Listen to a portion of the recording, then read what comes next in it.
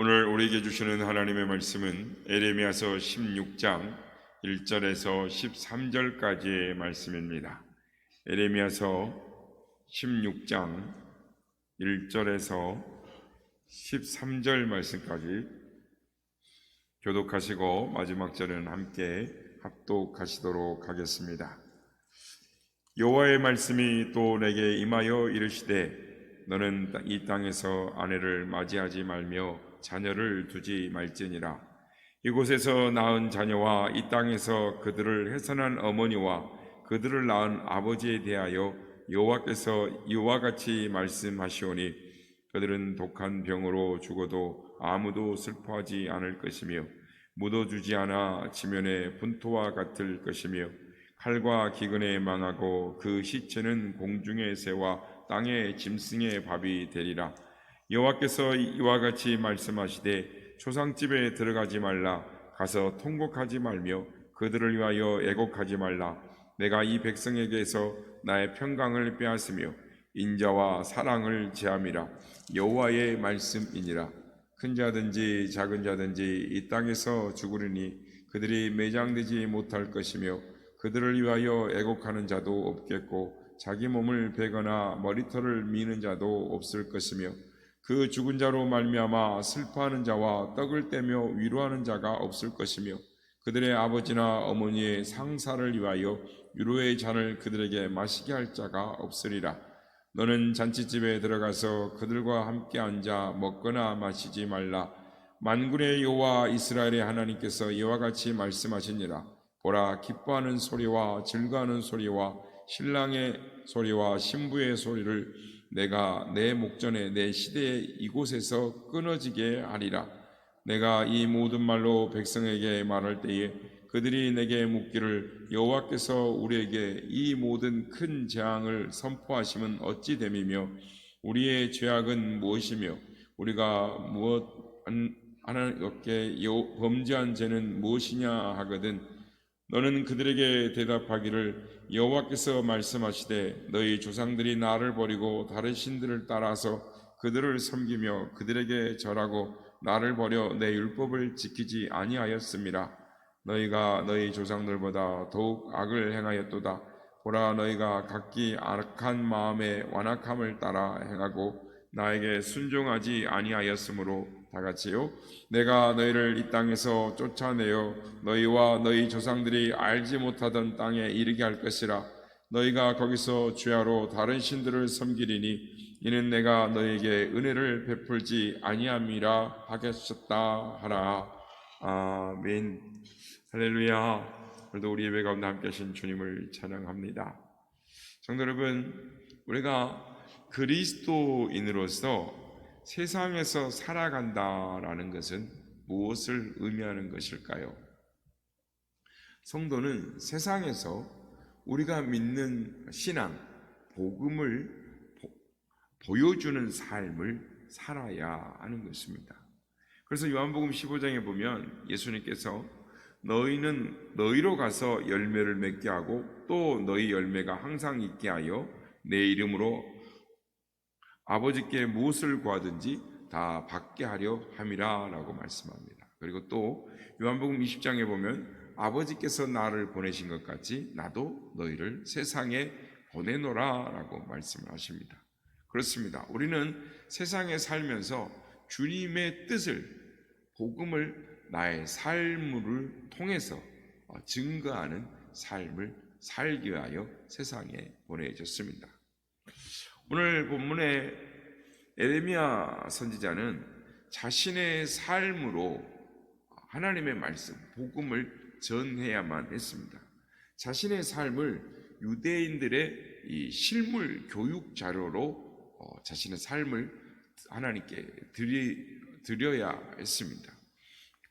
그런데 여러분, 선지자로 부름을 받아 그 사명을 감당하는 것은 쉬운 일이 아니었습니다. 아니, 어려운 일이었습니다. 어제 우리가 살펴본 대로 모든 사람과 다투고 살아야 했습니다. 그런 외로움이 있었습니다. 그래서 어제 우리가 살펴봤던 것처럼 그 외로움을, 그 분함을, 또 탈진된 삶을 하나님 앞에 토로하는 에레미야를 우리가 살펴보았습니다. 그렇지 않아도 사람들이 그가 전하는 메시지에 그 말 때문에 그를 죽이려고 하는데, 그를 외면하는데, 나쁜 소식만을 전하는 사람이라고 낙인이 찍혀 있는데, 하나님께 그래서 너무 힘듭니다, 하나님.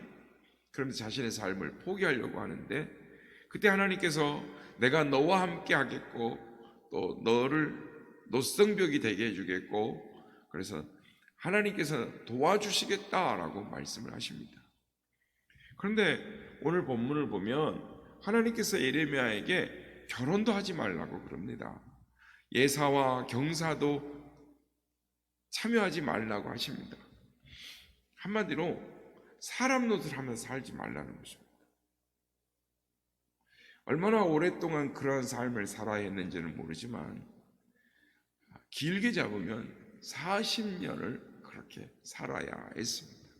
그렇지 않아도 미운 소리만 하는 사람이 결혼도 하지 않고 예사와 경사도 참여하지 않는다면 그 사람이 그 사회에서 어떻게 존재할 수가 있겠습니까?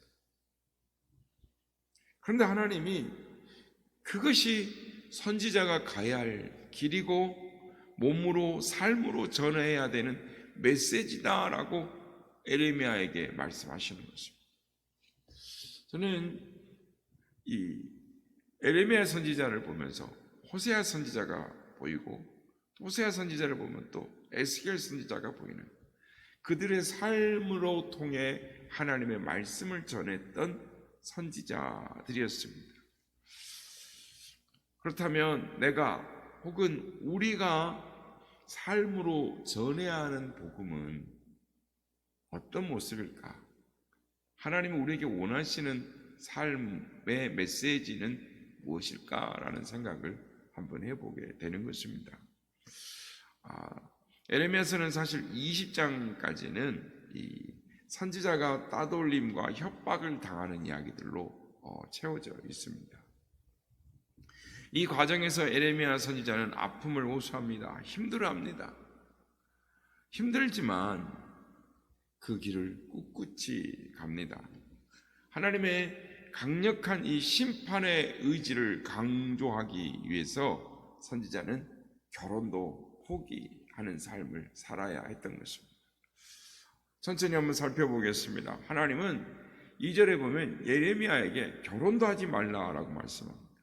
앞으로 이들에게 임할 환난을 생각하면, 즉 태어나지 않는 생명이 살아있는 생명보다 더 복되다라고 말씀을 합니다. 그러기 위해서 삶으로 결혼도 하지 말고 자녀도 낳지 말라는 것이죠. 그날이 되면 사람들이 혹독한 질병으로 죽을지라도 울어줄 사람이 없고 묻어줄 사람이 없다라는 것입니다. 그래서 죽은 사람의 땅에 굴르는데 그게 거름덩이 같이, 즉 사람의 똥처럼 굴러다닐 거라는 겁니다. 그래서 전쟁에서 죽거나 굶어 죽거나 그 사람들의 시체가 새의 공중의 새들의 그리고 들짐승의 먹이가 될 것이다라는 것입니다.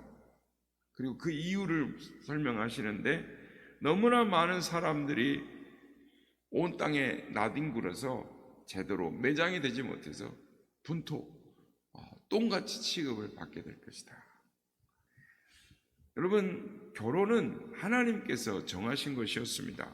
사람이 독처하는 것이 좋지 못해서 하나님께서 배우자를 데려와서 하나님께서 결혼 주례를 하셨습니다. 그리고 자녀들은 하나님으로부터 온 축복이었습니다. 그래서 자녀들은 가족의 이름을 유지하고 또 하나님의 주신 기업을 전수하는, 그러니까 하나님이 주신 축복의 상징이었습니다. 그래서 중요했기 때문에 이 이스라엘의 법에 보면 형수치사제도, 그러니까 형이 죽으면 형수를 취해서 형의 이름을 이 땅에 전하게 하는 그런 이 기업 물음의 제도까지 하나님은 허락을 하셨습니다. 그래서 남자는 대체적으로 18세에서 20세에 결혼을 해야 했고, 빠르면 14세, 15세 때도 결혼을 했습니다. 그래서 탈무드에 보면 20세가 넘지 않도록 결혼하지 않는 남자는 저주를 선포를 했습니다. 그러니까 독신은 신약에서와 마찬가지로 구약에서도 예외였다는 겁니다. 정상 취급을 받지 못했다라는 것입니다.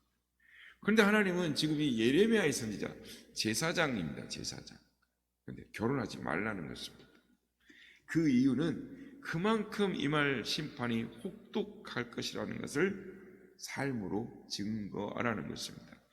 이렇게 혹독한 미래가 기다리고 있으니 조금이라도 미래 세대에 의해서 자녀들을 걱정하는 사람이라면 당연히 아이를 갖지 않을 것이고, 또 아이를 갖지 않으려면 결혼하지 말라라는 것입니다. 그것을 삶으로 증거하기 위해서 결혼하지 말라는 것입니다. 두 번째는 하나님께서 예레미야에게 삶으로 무엇을 증거하라 그랬냐면 장례식장에도 가지 말라는 것입니다. 선지자가 예사에 참여해서는 안 되는 이유 5가지 이유를 5절에 말씀합니다. 내가 이 백성에게 나의 평강을 빼앗으며 인자와 사랑을 제함이니, 근본적으로 이제는 하나님과의 언약적 관계가 끝이 났다. 그러니까 평강은 하나님께서 이스라엘 백성들에게 주시는 가장 핵심적인 축복입니다. 그러니까 인자, 즉 긍휼은 모세와 선지자들의 전통의 근거에 의해서 하나님께서 이 헌신적이고 강력한 보호를 말씀하십니까? 하나님의 언약적 사랑에 근거한 하나님의 행위이셨습니다. 그런데 이 모든 것이 다 거두어졌다라는 것입니다. 아무것도 하나님으로부터 기대할 수 없다. 그것을 삶으로 증거하기 위해서 죽음의 자리, 장례식장에도 가지 말라라는 것입니다. 뿐만 아니라 선지자는 잔치집에도 하객들과 함께 기뻐하지 말라라는 것입니다. 예레미야가 상갓집에도 갈 수 없고 잔치집에도 가지 않는다라는 것은 그만큼 그 사람들에게 격리되는 것입니다. 사람들에게 따돌림을 당하는 것입니다. 그런 상황에 처하게 되는데, 특별히 범사회적으로 상갓집이 없고 잔치집이 없어졌다라는 것은 그 사회가 완전히 몰락하고 더 이상 이 공동체로서의 기능을 하지 못하는 그런 사회로 변하게 될 것이다 라는 뜻입니다. 그러므로 이 예레미야 선지자가 전하는 메시지는 더욱 그들로 인해서 따돌림을 당할 수밖에 없는 내용이었는데, 결국 몰락할 수밖에 없는 이 백성들이 자신들이 알지 못하는 땅으로 끌려갈 것이며, 그곳에서 이방신을 너희들이 원했던 것만큼 실컷 마음껏 섬기게 될 것이다. 하나님이 그렇게 말씀하신다라고 말합니다. 그래서 예레미야에게 인간 같지 않는 삶, 결혼도 하지 않고 상갓집도 안 가고 잔치집도 안 가고 사람들과의 모든 격리하는 삶을 보면서 사람들이 예레미야의 삶을 보고 묻기를, 여호와께서 우리에게 이 모든 큰 재앙을 선포하심은 어찌 됨이며 우리의 죄악은 무엇이며 우리 하나님께 범죄한 죄는 무엇이냐라고 물을 때 하나님께서 너의 삶을 가지고 대답하라는 것입니다. 여기서 핵심은 이스라엘 백성들에게 말하는 예레미야 선지자가 말하는 것은 사람답기로 살기를 포기하는 그 복음을 보고 물을 때, 결혼도 하지 않고 에사와 경사도 참여하지는 않으면서 삶으로 메시지를 전하는 그걸 사람들이 물을 때 이렇게 말하는 것입니다. 너희가 하나님의 말씀, 너희 조상들보다 악을 더했고 너희가 더 완악한 마음을 따라서 행했고 하나님께 순종하지 않았기 때문에 너희를 쫓아내어 너희와 너희 조상들이 알지 못하는 그런 땅으로 보내서 거기서 주야로 죽도록 고생하면서 이방신을 섬기게 될 것이다. 너희가 그것이 원한 것이 아니냐. 그래서 너희에게 은혜를 베풀지 않으리라. 그러니까 그렇지 않아도 미운 짓거리만 하는데 이제는 하는 말이 더 밉습니다. 그래서 에레미야 선지자의 삶은 더더욱 고난일 수밖에 없었습니다. 성도 여러분, 삶으로 복음을 전한다라는 거 참으로 어렵습니다. 힘듭니다. 그러나 에레미야처럼 삶으로 결혼도 하지 않고 애사와 경사에도 참여하지 못하는 그런 삶으로 복음을 전해야 했던 사람도 있었다라는 것을 기억하는 우리가 되어야 하는 것입니다. 심판의 메시지를 전하는 삶으로 그것을 보여해주는 그 사명을 가졌던 사람도 있었다. 그러므로 우리는 우리가 복음을 전할 때 그렇게 우리 보고 복음을 전하라고 하나님은 말씀하시지 않는다라는 것입니다. 삶으로 복음을 전해야 하는 것은 같지만은 우리는 나누고 베풀고 낮아지는 섬김을 통해서 그리스도의 향기가 되어야 하는 것입니다. 우리도 삶으로 복음을 전해서 사람들이 묻게 해야 한다라는 것입니다. 그것을 위해서 기꺼이 값을 지불해야 한다라는 것입니다. 내가 사는 삶을 보고 다른 사람들이 당신은 도대체 무엇 때문에 그렇게 사느냐? 우리에게 물어본다면 얼마나 그 삶이 의미 있는 삶이겠습니까? 도대체 무엇이 당신을 그렇게 섬기고 나누게 하고 도대체 당신은 무엇 때문에 그렇게 행복해 하냐고, 당신은 무엇 때문에 그렇게 감사하느냐고 이렇게 우리에게 물어볼 수 있다면 그 삶이 얼마나 행복한 삶일 수 있겠습니까? 복음을 전하는 삶, 사람들이 물어올 수밖에 없는 그런 복음을 전하는 삶, 바라기는 삶으로 복음을 전함으로 그리스도의 향기를 바라는 그러한 삶을 살아가는 하나님께 영광을 돌리는 우리 모두가 다 되시기를 예수님의 이름으로 축복합니다.